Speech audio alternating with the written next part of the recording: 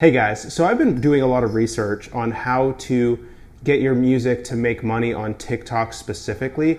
And while I was doing research on that video, the name of DistroKid kept coming up over and over. DistroKid is a distribution platform, and they just happen to allow you to distribute to TikTok as well. As part of that video, I started researching music distributors and how they all work, because I honestly thought music distribution sort of went to the wayside when digital distribution became a thing. I genuinely thought artists all just uploaded their files to Spotify and Apple Music, but apparently that is not how it works. And so I reached out to DistroKid's founder to do some research for my video, and they asked to sponsor this video. So there is a link in the pinned comment down below that will get you a 7% off discount for DistroKid. And thank you to DistroKid for supporting a small creator and a small channel like mine. And with that, I want to shed some light on how distribution works in the current music industry. So there's a few different types of music distributors: music labels, indie distributors, and open distributors. Music labels often have their own distribution team that works at the label. Basically, if you're signed to a label, you don't have to worry about finding a distributor. Your label will do it for you. They'll take care of it. There are also indie distributors, and these distributors are for artists who don't have a label but want to work with an established distributor out there. They're often invite only, or you have to apply and get accepted, and depending on the indie distributor, it may be really tough to get them to distribute for you. In fact, you might have to have prior revenue on your streams through some other means, or be able to prove that you can make money with your music. Well, that's the thing is there's such nuance to this question because... Hold up, who's this guy? Well, his name is Alexy, and he's a music manager on a record label. You see, I was doing research on a subreddit called We Are the Music Makers, and Alexy posted about specific information detailing his experience with music distributors. So I reached out to him and asked if he'd be part of this video. I really appreciate Alexy joining in and sharing some of the intimate details of his work in working with music distributors. So let's listen. Well, that's the thing is there's such nuance to this question because every distributor has their own kind of like definition of closed. For example, like a Muse or AWOL rather, they say they're a closed distributor where you have to apply for it, but in my experience, everyone that's ever applied for it got in. And it's like, I know people without great music or huge fan bases that still got in. But with the Orchard, yeah, them specifically, it's definitely hard because they're not going to accept someone unless they have a clear cash flow, a clear royalty statement going back at least a few years that displays really like, I'm making money in a meaningful way. So yeah, they're very high level in terms of who they work with. Even if you're able to get an indie distributor to distribute for you, expect that they're going to take a fat chunk of royalties for all the music they distribute for you. And they're going to want exclusivity to be the only distributor you work with. Sometimes they can take up to 50% of all the money you make. Just know you're paying that money. Third type is open distributors, which only require music and a credit card. They distribute to all the major DSPs out there, and they tend to be for the artists that are just getting started or artists that just really want to have favorable royalties for the artist. So one of the reasons I found DistroKid was a front runner in the open distributions category is because a lot of artists prefer them because their pricing structure is so friendly to artists. It's $19.99 a year to distribute on DistroKid. And here's all the time frames that DistroKid will distribute on each platform for you. They also have the ability, because according to Crunchbase, Spotify is an investor in DistroKid, they can get you a verified checkmark on Spotify. But I was surprised to see all the music YouTubers that also use DistroKid. If you follow Rob Scallion, Anthony Vincent, or Rumi Official, they all use DistroKid. And they just sort of have extra services that artists really need. So they'll make your lyrics searchable on Google, for example, or they'll allow you to generate automatic videos for your music so you can post it on all the different social media platforms and still look professional. They'll also give you a link back page that has your music across all the DSPs or all the streaming services that people can click on. So thanks again to DistroKid for sponsoring this video, and the link is in the pinned comment below as well as the description if you want 7% off of your subscription to DistroKid. And thank you again for supporting the channel. Beyond not even having the option to upload to most DSPs as an artist, there is also sort of a file management problem here. As a manager, a big part of my job is the administration of making sure those files are in one place. Mm-hmm. And I think that's actually one of the most slept on headaches for an artist or anyone handling an artist's career, is that getting all of those things in one place, making sure that you're corresponding with all the relevant stakeholders in an artist's career. It takes a lot of administration and time, whether it's like hitting up the cover art guy and making sure he's like sending you the edits, whether it's the music video person and making sure that it's all in like one drive link or one place where the artist can access it, the label can access it, I can access it. It definitely is a thing that you don't want to be doing a few days before the release. You need to have that ready like a month out at least. In exchange for all these services, distributors get paid 3 different ways. Some of them will take a royalty on all of the music they distribute for you, like 15%. Others will take a subscription fee, like an annual fee. And some will take a song-by-song fee. When it comes to the subscription side, the thing you want to watch out for is what happens if you unsubscribe from their paid plan.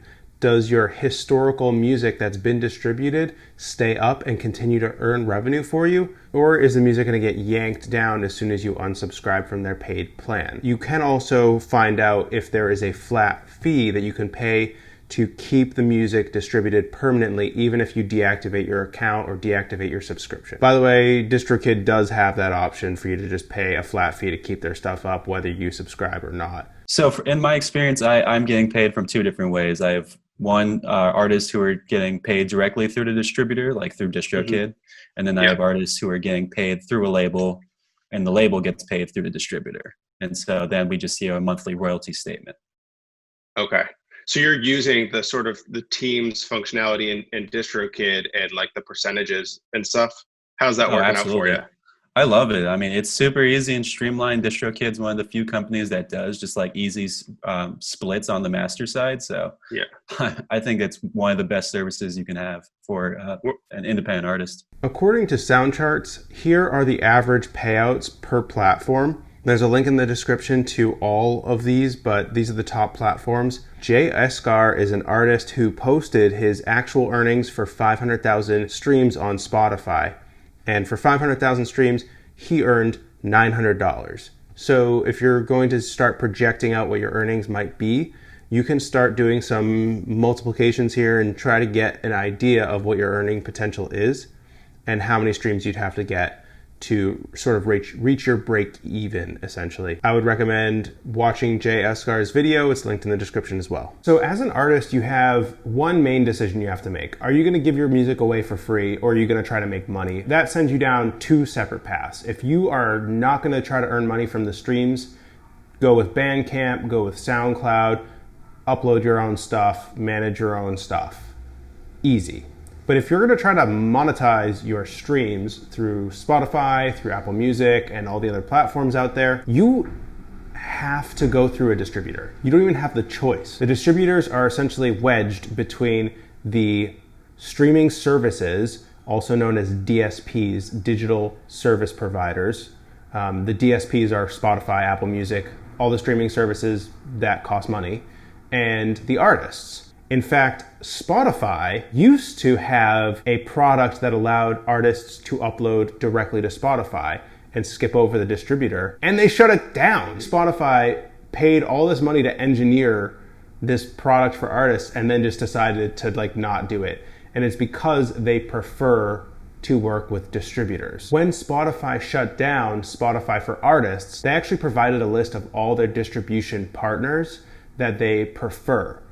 And I added a link in the description of this video if you want to see all of the preferred Spotify distributors. Music distributors do 2 main things: uploading and paying. Once the music is provided to the distributors, they then distribute it to all of the different services out there that the artist wants to release on. Giving yourself 4 weeks before your release date to start your distribution is generally going to give you enough time to actually allow the distributor to release on all the platforms in and around the same time.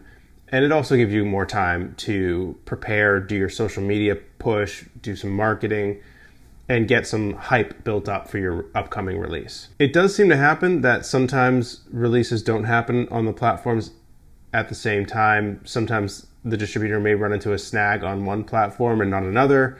And so those are things that you're going to have to navigate as they happen. Yeah, I mean, one specific problem I've worked with a few times is someone have a kind of a generic name, and then they post it and it shows up under someone else's profile, and you kind of have to just be in touch with the Spotify team just to fix that and make sure it's on the right profiles. And then this hasn't happened with me directly, but I've heard a lot of people like No Name, someone uploaded a song under her name, and then it showed up on her profile, and she has millions of monthly listeners. So this person's getting plays and streams under her name, even though it's not her at all. So there's definitely a lot of, and then copyright issues. Sometimes people will upload a song, they'll steal it from YouTube and upload to Spotify, then claim the copyright on it. And then Spotify just immediately defers to the person that uploaded it first, pretty much. So yeah, there's definitely a lot of things that can get iffy with distributors, because it's such an automated platform that for things to be individualized is really hard. So that makes me kind of curious. What happens once you provide your music files to the distributor? How do they actually then get the files to the DSPs? From my understanding, it's pretty much they correspond directly with the DSPs, the digital service providers like Spotify, Amazon, all of them. And they set it up within their infrastructure to just make sure things appear on the live date that you set. It's pretty much just admin work. I'm curious. I guess I'm willing to bet they have the distributors have an access to some sort of special UI that they can log into, and they can upload, basically redo the work that you just did on their platform, but for all the DSPs out there. I bet, yeah. That's sort of 100%. What I'm assuming. Yeah, I can pretty much guarantee that, actually. Okay. Remember when I mentioned that the way you distribute, whether you use a distributor or not, has a lot to do with whether you want to make money from your music? The distributor has to aggregate and collect all of the payments from the DSPs and sum it all up, and then redistribute it back appropriately in the form of royalties to all of the people on the artist side. And that also includes handling all their banking data and actually having ways to pay them all back. You need to plan as an artist to have a distribution split for each song. So each song should have its own team where you all negotiate exactly how much each person will earn from royalties based on a song-by-song basis. Generally, what is the splits for a song where other people are participating? How do you negotiate that? And or are there just general numbers that people tend to gravitate towards? Yeah, splitting song?